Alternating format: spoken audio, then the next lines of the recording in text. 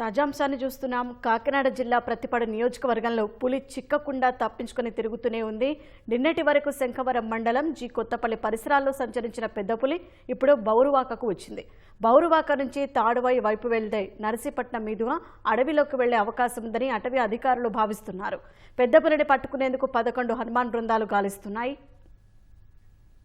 పులి గాలింపు చర్యలకు సంబంధించిన తాజా సమాచారం మా ప్రతినిధి సాయికృష్ణ అడిగి తెలుసుకుందాం.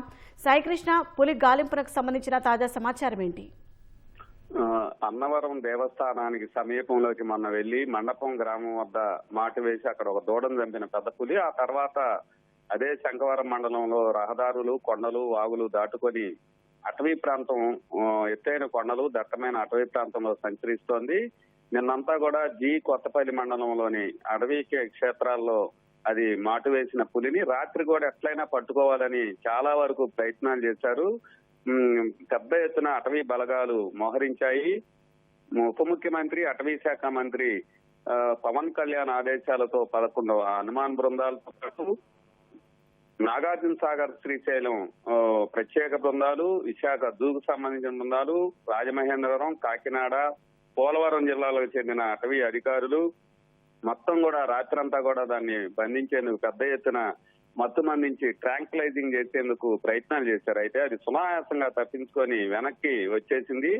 శంఖవరం మండలం నుంచి ప్రతిపాడు మండలం బౌరువాక వైపు వెళ్ళింది. అక్కడ కూడా కొండ ప్రాంతం, అమ్మవారి క్షేత్రాలు. ఇప్పుడు వరకు కూడా పులి ప్రతిపాడు నియోజకవర్గంలో వచ్చిన తర్వాత అన్ని ఆధ్యాత్మిక క్షేత్రాల వైపే ప్రయాణం సాగిస్తోంది. ఇప్పటి వరకు అది 200 కిలోమీటర్లు ప్రయాణించినట్టు కూడా గుర్తించారు.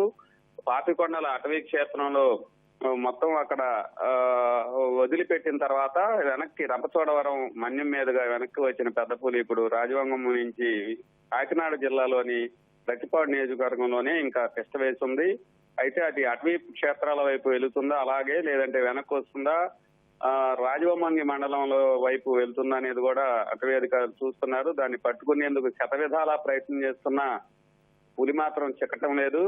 చాలా తెలివిగా తప్పించుకుంటూ వ్యవహరిస్తూ దారి పొడుగు తన మధ్యలో ఆవు దూడల్ని, గేదె దూడల్ని చంపేస్తూ అది ఆహారం స్వీకరించి ఆ పెద్ద పెద్ద చెరువులు, వాగులు, కాలువలు కూడా ఈదుకుంటూ ముందుకైతే సాగుతోంది. మనుషుల్ని చాలా చోట్ల పెద్ద పులిని కూడా చూస్తూనే ఉన్నారు, కంటపడుతోంది.